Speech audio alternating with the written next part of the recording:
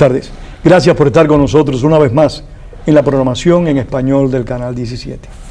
En estos días, después de haber pasado el continente pues ciertas vibraciones negativas, ya que muchas personas pensaron que Venezuela y Colombia iban a llegar a una confrontación bélica, por suerte no tuvo lugar.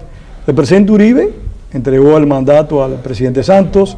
Santos se reunió con el presidente Chávez. Se dice que resolvieron el problema, el diferendo que hay entre ambos países, pero hay algo interesante. Me contaban hoy en la mañana que el presidente Santos dijo, vamos a doblar la página, y el presidente Chávez dijo, borrón y cuenta nueva. Si hay doblada de página, si es borrón y cuenta nueva, pues tenemos dos invitados de lujo, el periodista Jaime Flores y el también periodista Alexis Ortiz. Gracias por estar acá. Es un placer, Pedro, siempre. Jaime, el presidente Santos dijo que iban a doblar la página. ¿Hay diferencia entre el doblar la página y el borrar? Definitivamente. Cuando tú estás leyendo una novela y doblas una página, yo venía pensando justamente antes de venir al programa, si tú ves 100 años de soledad, empieza narrando el momento en que su padre llevó al coronel Aureliano Buendía a conocer el hielo. Y esa misma narración, ese mismo hecho se repite a lo largo de la novela varias veces. El hecho de que haya aparecido en un capítulo cuya página pasaste no significa que más adelante no tengas que volver a recurrir a él. Hay hechos fundamentales, importantísimos en esta negociación o en esta conversación o en este diálogo que mantuvieron los dos presidentes en la Quinta de San Pedro Alejandrino en Santa Marta. Me parece fundamental, por ejemplo, que el presidente Chávez haya reconocido el derecho de Colombia de tener alianzas militares con los Estados Unidos. Eso quedó clarísimo. Y eso había sido a lo largo de 2 años un foco de conflicto muy serio. El ariete con el que el presidente Chávez había venido atacando a Colombia permanentemente. Y otro hecho fundamental que para los efectos de la guerra que Colombia libra contra los guerrilleros de las FARC es el que el presidente Chávez haya dicho que en Venezuela no se acepta la presencia de guerrilleros.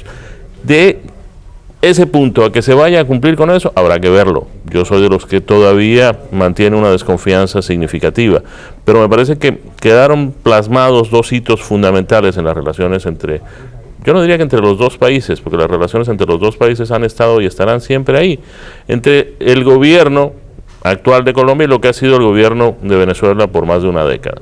Y que hay que establecer esa diferencia clarísima. El conflicto de Colombia no es con Venezuela, el conflicto de Colombia ha sido con el presidente Chávez. Alexis.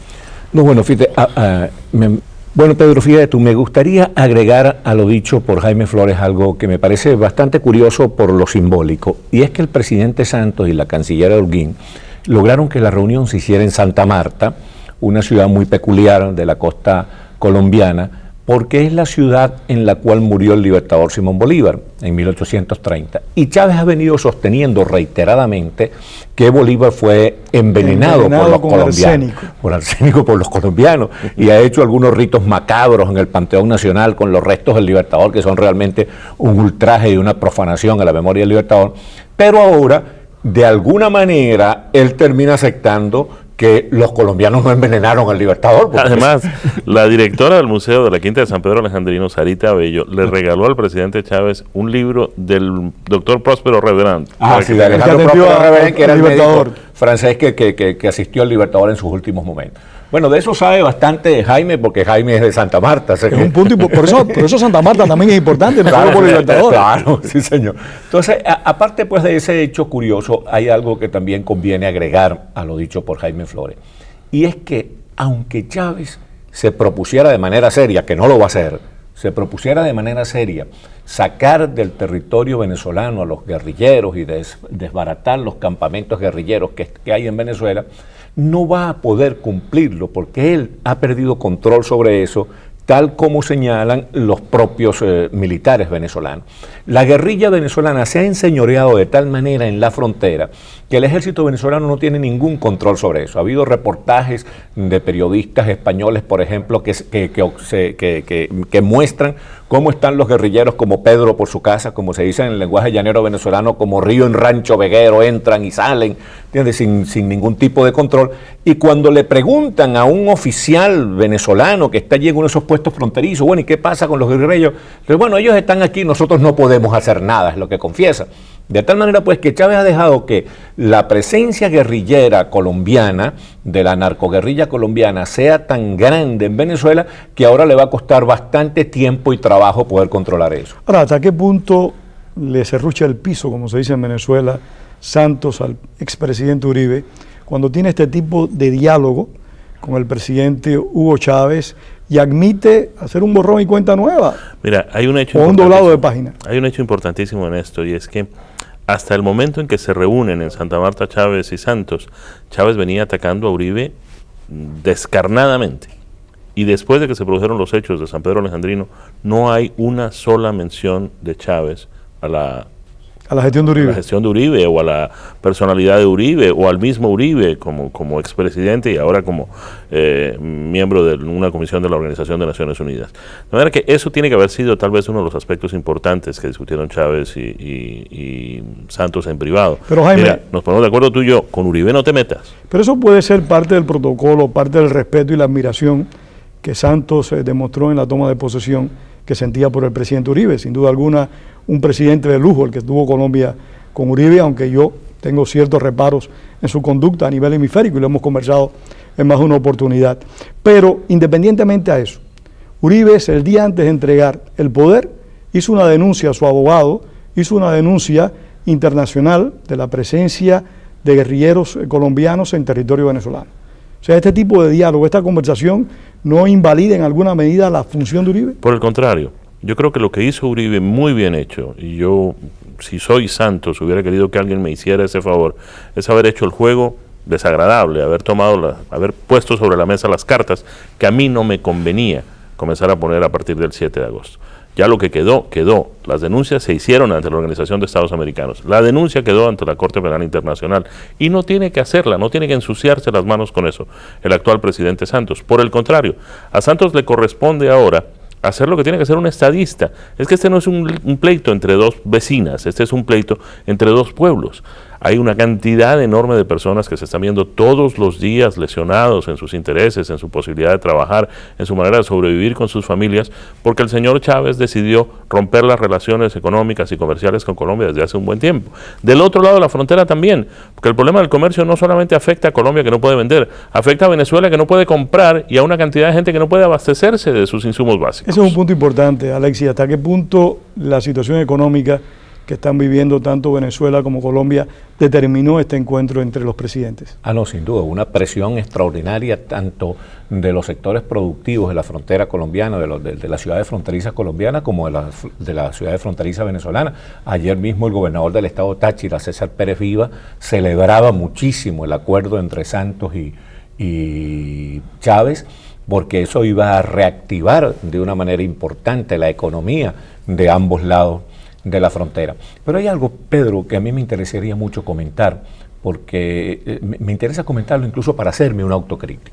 Cuando el presidente Uribe, el gobierno colombiano, incautó las computadoras del narcoguerrillero y pedófilo Raúl Reyes hace 2 años, cuando hicieron el ataque al campamento permanente que tenían los guerrilleros en Ecuador, yo estuve entre los periodistas que cometió el error de decir que los colombianos tenían que presentar esa información cuanto antes, que no podían negarle el derecho al pueblo a estar informados, que debían informar, y me molesté incluso más de una vez con el presidente Uribe porque esa información no se daba, a pesar de que el contenido de esas computadoras había sido... ¿Y cuál ha sido la ventaja de aguantarlo y darlo ahora? La información de esa computadora había sido certificado por la Interpol. La ventaja de aguantarlo durante 2 años es que el gobierno colombiano, en perfecto acuerdo, Uribe y Santos y demás personeros del gobierno colombiano, verificaron, pero cuidadosamente, con mucho esmero, toda esa información que estaba en las computadoras. Porque no es que los colombianos descubrieron por un trabajo de inteligencia muy importante los campamentos guerrilleros, sino que esa es una información que se las dio a Raúl Reyes en la computadora. Lo que hizo el gobierno colombiano, los organismos de seguridad colombianos, las Fuerzas Armadas colombianas, es verificar esa información con trabajo satelital, con trabajo de espionaje, con trabajo de infiltración de elementos en la guerrilla, con trabajo de búsqueda buscar información de desertores de la guerrilla, y a los 2 años lograron determinar sin ningún género de duda que esos campamentos estaban, que esos guerrilleros estaban allí, de tal manera que cuando hacen la denuncia en la OEA o la llevan a la Corte Penal Internacional, a la Corte Interamericana de Justicia, están dando una información irrebatible. La primera reacción de Chávez es cortar las relaciones con Colombia creyendo que con este escándalo va a tapar el sol con un dedo. Cuando se da cuenta que no logra su objetivo, entonces se ve obligado a buscar un entendimiento con Santos. O sea que la jugada de Colombia fue magistral. Porque es que la Cancillería colombiana, al igual que la Cancillería chilena y lo que era la Cancillería brasilera antes de Lula, lo que era Itamaraty antes de Lula, es una cancillería sumamente eficiente, sumamente profesional. Hay una tradición, sí, hay una tradición de política exterior. Saben hacer las cosas. Ahora, Jaime, el presidente Santos le entregó al presidente Correa los discos duros, ya que Alexis nos está hablando de los discos duros de Reyes, de las computadoras de Reyes. Le entregó a Correa los discos duros, donde supuestamente hay información que se supone complicaba a funcionarios del gobierno de Correa. Dejó una copia, sin lugar a dudas. No, entregaron copia, así decían los cables. Bueno, ¿de qué le va a servir eso a Correa? Seguramente le servirá para lavarse las manos. Yo soy de los que cree que Correa, de cierta forma, recibió apoyo de las FARC para su campaña. Yo soy de los que cree que las FARC, en cambio, recibieron cierto beneplácito, no sé si directamente de Correa, pero sí de algunos miembros de su gobierno, para operar de alguna forma en Ecuador y tratar de burlar la persecución de las Fuerzas Armadas colombianas. ¿Qué vaya a hacer Correa con eso? Pues estará por verse. Lo que yo sí estoy sintiendo de un tiempo para acá, y me parece que es evidente, es que Correa ya se le fue de la órbita a Chávez, definitivamente. El tema que, o sea, los hechos que se produjeron cuando las Fuerzas Armadas colombianas destruyeron el campamento y la manera como reaccionó Correa y lo apoyó Chávez y etcétera, eso es cuestión del pasado. Me parece que ya Correa no está bailando al mismo ritmo que le tocan desde Miraflores, no, y por una el contrario. Interrupción, Jaime, que es que en ese momento la respuesta de Chávez fue más estridente, más virulenta que la de Correa. Claro, porque es que yo sigo insistiendo en esta tesis. A lo único que le tiene miedo Chávez, y hay otra cosa que quiero que hablemos más adelante, es que todo esto no lo está haciendo Chávez porque de repente se convirtió en la Caperucita Roja del cuento. Por el contrario, sigue siendo el lobo del cuento. Lo que pasa es que tiene unas elecciones en septiembre, y para esas elecciones en septiembre no le conviene para nada seguir manteniendo el conflicto como lo tenía, al nivel que lo tenía. Por el contrario, le conviene abrir un poco la compuerta para que entren huevos, pollo, carne, harinas, en fin, todo ese tipo de cosas que están faltando en los supermercados venezolanos desde hace un buen tiempo. De manera que no cerremos los ojos ante esa posibilidad. Pero lo que hay aquí, y sigo insistiendo en eso, y la razón por qué estas cosas se vienen produciendo todas en concierto, es que lo que tenemos es un cartel de narcotraficantes dirigido por Chávez desde Venezuela. Eso es un hecho, las estadísticas así lo demuestran, y la gran molestia que para ellos significa la presencia de norteamericanos en bases militares colombianas no es los 50 soldados marchando en la pista de Palanquero, por el contrario, son los aviones AWACS o qué sé yo cómo se llaman ahora, que tienen todos estos sistemas de vigilancia que, como bien lo decía Alexis, permiten comparar los datos que por un lado se consiguen en un computador y por otro estamos obteniendo con los sistemas de vigilancia electrónica. Alexis, la narcoguerrilla colombiana, ¿tú consideras que es aliada de Chávez, no solo en lo que a su versión respecta, sino también en el tráfico de drogas? Sí, como no, por lo menos hay, si no son unos aliados estrechos, por lo menos hay una mutua complacencia. Sí, Chávez le permite utilizar el territorio venezolano para la distribución de drogas hacia Estados Unidos y hacia Europa.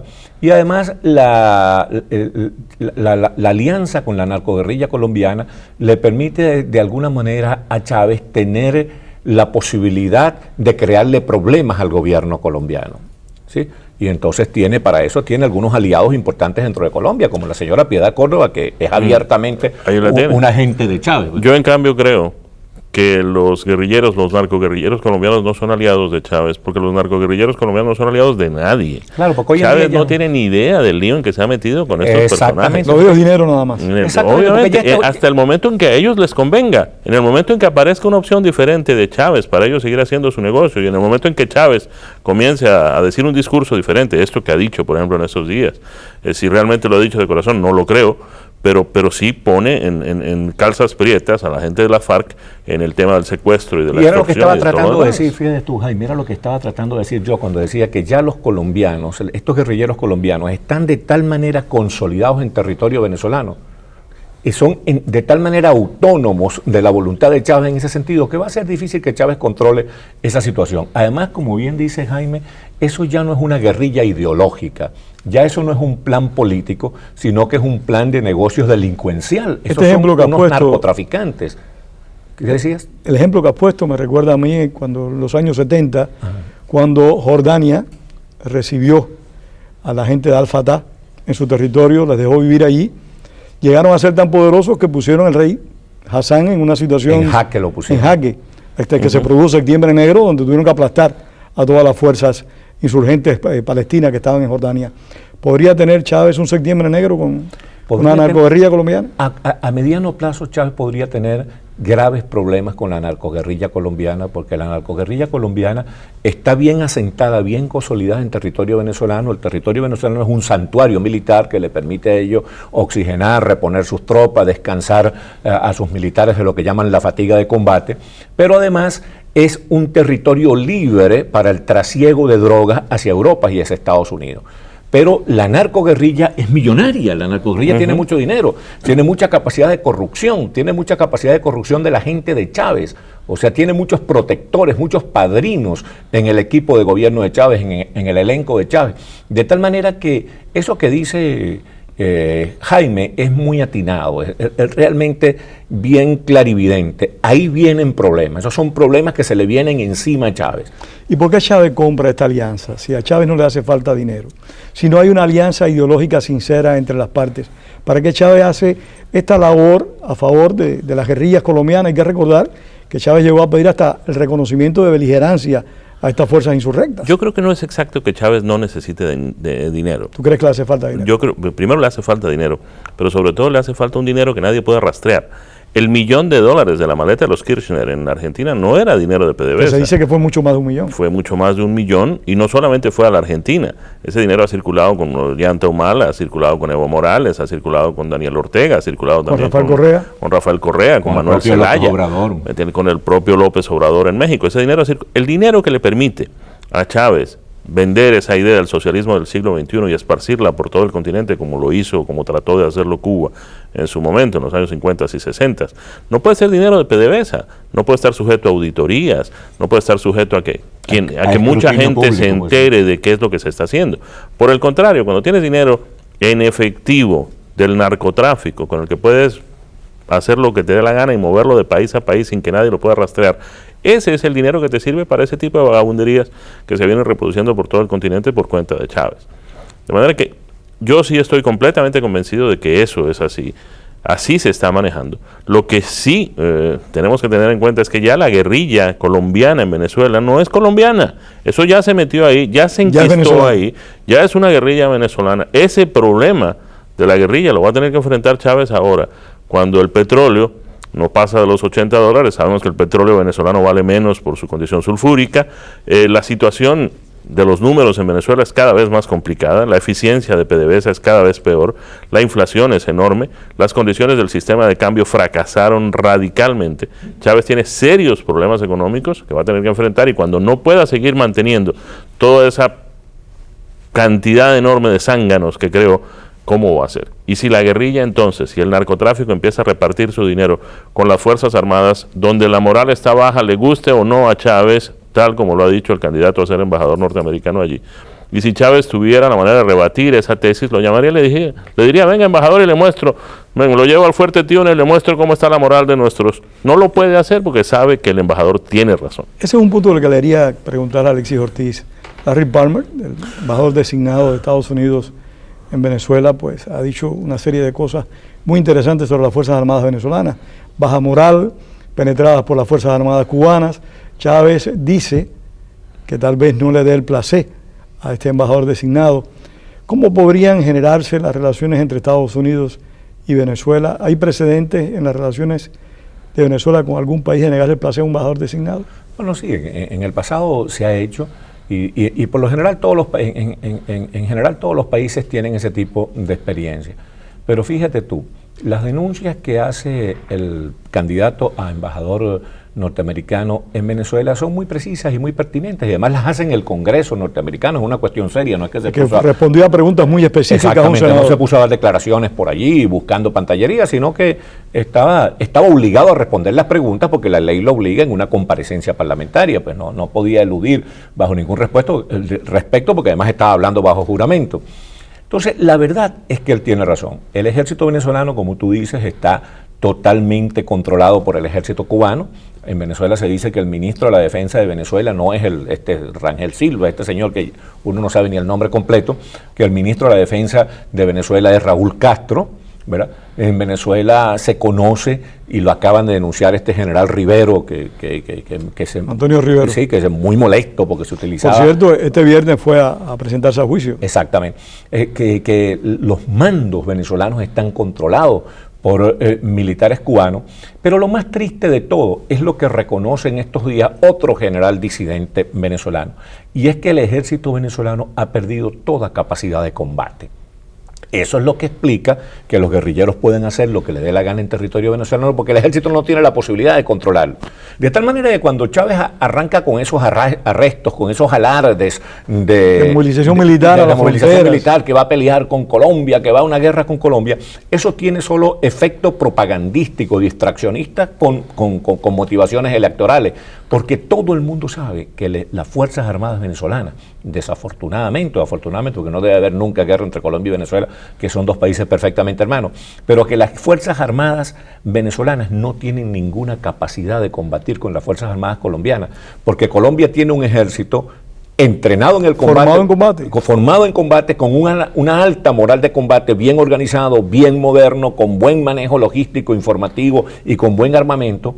Y el ejército venezolano ya no es un ejército, es un partido político, y un partido político no le puede ganar una guerra a un ejército profesional. Eso es demasiado claro. Jaime. Antier viernes, el diario The Washington Post traía un editorial muy interesante. Muy bueno el editorial. En el sentido de que consideraba el Washington Post que era preferible que Estados Unidos no tuviera un embajador en Venezuela si tenerlo significaba ignorar que Venezuela está patrocinando a las FARC y creando una serie de problemas de intervención en asuntos políticos internos en distintos países de América Latina. Se había convertido en un punto de desequilibrio en la zona. Si el precio a pagar para tener un embajador es ese, dice el Washington Post, mejor no tengamos un embajador. El editorial fue muy contundente. Oye, Jaime, ¿a qué atribuyes, perdóname Alexia, sí, ¿a qué tú atribuyes esta bomba puesta frente a Radio Caracol a los 4 días de haber tomado la presidencia Santos? ¿Están reviviendo las guerrillas? ¿Están probando a Santos? Todo lo contrario. Yo tengo la impresión de que debe ser un grupo de simpatizantes, digamos, de la guerrilla, de frustrados, de resentidos, que quieren, más allá de los intereses de la misma guerrilla, inclusive oponiéndose a ese plan de Alfonso Cano de promover un diálogo, etcétera. Es a mi manera que sean extremistas esa guerrilla. Mira, cuando los guerrilleros de las FARC quisieron hacer un atentado en Bogotá, llevaron un vehículo con casi media tonelada de explosivos y lo parquearon en el club El Nogal, dentro del parqueadero, y produjeron realmente un atentado de unas proporciones enormes. No se compara con lo que esto fue una cosa de muchachos. Lamentable, me da la impresión de que es más bien un grupo de disidentes de las mismas FARC o de otros grupos guerrilleros, otros grupos que quisieron hacer eso. Lo que yo quisiera ver, y ya empezamos a verlo un poco, es que la solidaridad con nuestros colegas de Caracol y la manifestación de los colombianos de bien contra el terrorismo sea algo realmente ejemplar. Quisiera ver la gente en las calles, no sé si este sábado, este domingo o el próximo, para que haya tiempo de organizarlo, pero como sucede en España, por ejemplo, como sucedió en España cuando se produjo este atentado espantoso. La protesta contra las acciones terroristas. La protesta contra las acciones terroristas de los grupos separatistas vascos en España. Eso mismo debería suceder en Colombia. No solamente, y en esta oportunidad, no solamente para demostrar que los colombianos en nuestra casi absoluta totalidad rechazamos el terrorismo, sino también para demostrar que estamos junto al gobierno en su tarea de devolvernos la seguridad democrática. Jaime, hay que aprovechar la oportunidad para felicitar a esos periodistas colombianos. Sin duda. Realmente el control que tuvieron en un momento tan crítico, la forma en que se condujeron, no perdieron la habilidad de estar frente al micrófono ni la serenidad que hace falta en un momento de crisis, así que les hacemos llegar a ellos por tu medio, pues, nuestra felicitación más sincera. No, se merecen toda la solidaridad y todo el cariño, porque tú tienes razón, actuaron con un gran equilibrio, con una gran sinergia, se ve que es gente madura, bien profesional, pero fíjate tú que el atentado va contra el grupo de Caracol, de Radio Caracol, va contra el F, va contra el grupo Prisa español, porque en la zona estaban asentados. En el mismo edificio está Caracol y está en F, entre otras entidades. Porque el atentado tenía una intención netamente propagandística. Sin duda. Netamente propagandística. Eso es lo que dice Jaime, muy interesante. Entonces, porque se trata de sabotear la posibilidad de que haya un diálogo entre la guerrilla y el gobierno para la pacificación de Colombia. ¿Pero entonces, tú crees que la guerrilla quiera dialogar con Santos? No les queda otra alternativa, están derrotados. Ellos tienen que buscar salvar la cara, tienen que salir de ese enredo, de ese encallejonamiento en que están. El propio Chávez se los dice. Chávez les dijo, ya ustedes no tienen ninguna posibilidad militar, tienen que buscar la opción política. Chávez se los dijo de una manera Sin muy duda, clara. sí, claro. Jaime, ¿qué hace Piedad Córdoba en La Habana? Ay, caramba, perder tiempo, no sé, no tiene tampoco muchas opciones, no tiene mucho donde ir, no hay otros lugares donde la reciban pues con agrado. Me da la impresión de que, además, el gobierno la desautorizó plenamente. El gobierno dijo, no queremos pues actividades sin consultas en supuesta búsqueda de paz y ese tipo de cosas. Eso lo de manejar el gobierno central y el mismo presidente está a cargo de esa situación. ¿Qué hace en Cuba? Hombre, la verdad, a mí me sorprendió, pues no debía sorprenderme tampoco, porque uno de Piedad Córdoba puede esperar cualquier cosa, pero la verdad yo no creo que nadie la tome en serio en Colombia. Es decir, yo no creo que nadie tome en serio hoy en día lo que Fidel Castro diga o deje de decir sobre la situación colombiana. Me da la impresión de que si algo importante queda de los 8 años del gobierno de Álvaro Uribe es que los colombianos aprendimos que nuestro destino nos lo damos nosotros. Las decisiones que tienen que ver con el futuro de nuestro país las tomamos nosotros. Lo que vaya a suceder con nuestra búsqueda de la paz, si es que la conseguimos o no, va a suceder porque lo impulsemos nosotros y porque lo negociemos nosotros. Es posible también, yo conjeturo que sea posible también que Piedad Córdoba haya ido como una emisaria de Alfonso Cano, del jefe de la FARC, para tratar de buscar en Cuba comprensión para la FARC. Asilo. O eventualmente refugio. Algo de eso, porque tú recuerda que La Habana no tiene especial simpatía por la FARC porque prefiere al ELN. De tal manera que es posible que la señora Piedad Córdoba haya ido allá de alguna manera como emisaria para ver cómo arregla un poco las relaciones con el gobierno cubano, que tampoco quiere echarse ese carro encima de estar haciéndose responsable de la FARC con el desprestigio tan grande que han agarrado la FARC, no solo en Colombia, Además, sino a nivel mundial. Castro no quiere la FARC por otras razones. Es decir, cuando la FARC necesitaron del apoyo cubano, lo tuvieron. Cuando todo el tiempo, todo tipo de recursos. Cuando la FARC se convirtieron en una organización narcoterrorista rica, la única guerrilla rica del mundo, y Cuba les pidió, bueno, ¿y ahora qué nos toca a nosotros? La FARC se hicieron los locos. Marulanda le dio la Fueron espalda ingratos, al gobierno cubano. Alexis, 30 segundos se nos acabó el tiempo. ¿Ha cambiado Chávez de perspectiva? ¿No busca expansión después de la toma de posesión de Santos? Bueno, Chávez es impredecible. En todo caso, lo que sí es completamente seguro, que él está actuando en función de las elecciones del 26 de septiembre. Jaime. Después habría que ver. Yo creo que no le queda otra salida, estoy de acuerdo con Alexis, está pensando en sus elecciones, pero ya en este momento metió en el juego, sentó alrededor de la mesa a Néstor Kirchner y a Lula da Silva, y ya echarse para atrás le va a quedar muy difícil. Bueno, pues, ustedes escucharon el programa, esperamos que haya sido del agrado de todos. Muy buenas tardes, gracias por haber compartido su tiempo con nosotros. Gracias a Alexis Ortiz y a Jaime Flores.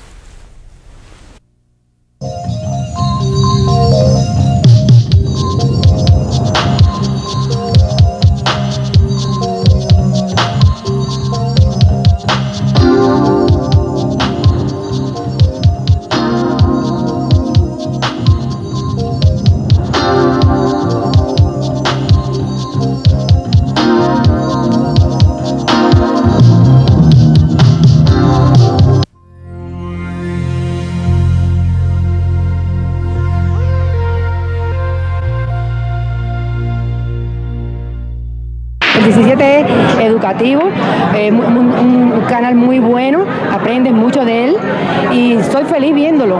Vivimos en Boca de Ratón y vemos la programación del canal 17, magnífica. Programación excelente porque te da la oportunidad de oír los diferentes segmentos políticos, económicos, sociales y representa en realidad un extracto exacto de lo que es esta comunidad. ¿Desde dónde nos ve usted? Desde West Palm Beach. Desde West Palm Beach.